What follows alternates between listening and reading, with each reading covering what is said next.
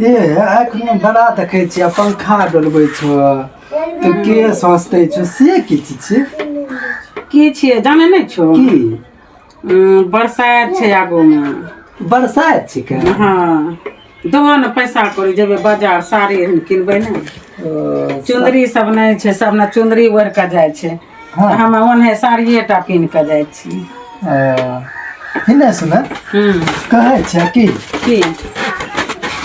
की बरसात तो बोर पूजा के करे छो हाँ बरसात पूजा का तो बोर पूजा के करे छो बहुत एखन कितना दिन के बाद तो पंखा डोला रहल छो हम सीधा से आ हमर दिल के गदगद कर देला लेकिन मार जे मारे छो पुष्टान के उ चीज अच्छा लगे छै हां उ छोड़ उ सब बात छोड़ दो सुनलो ओ केना छोड़ देबै चोट जे लगले केना हम बात के भूल जेबै इने सुना न उ सब बात छोड़ दो ई परब त तोरे ना करे छी हां हमरे त करे छो तो बोर भगवान के पूछे छो कि हम पुष्ट मारे छी से ना कहलिए कि हमरो बर खूब एकदम ढेर तना जीभियो के मोबाइल करे छिए परब वेल करे छी हां आ जब हम बोर पूजा ले पैसा कौड़ी नहीं दिलिया तब के देते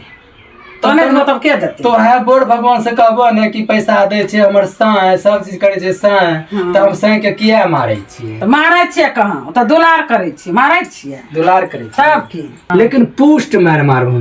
सब दिन के हिस्सा आइए खुना पुष्ट मारू अच्छा कोई बात नहीं छे मार ला लेकिन पैसा दा परब करे ले अरे तेरे सुनो लेकिन ई जाने छो पति कर परब छे बोर पूजा बोर का पूजा करे छे बोर का बढ़िया सामानत रहते एकदम बढ़िया सुख से रहते यानी कि 100 दिन में एक दिन पूजा करबो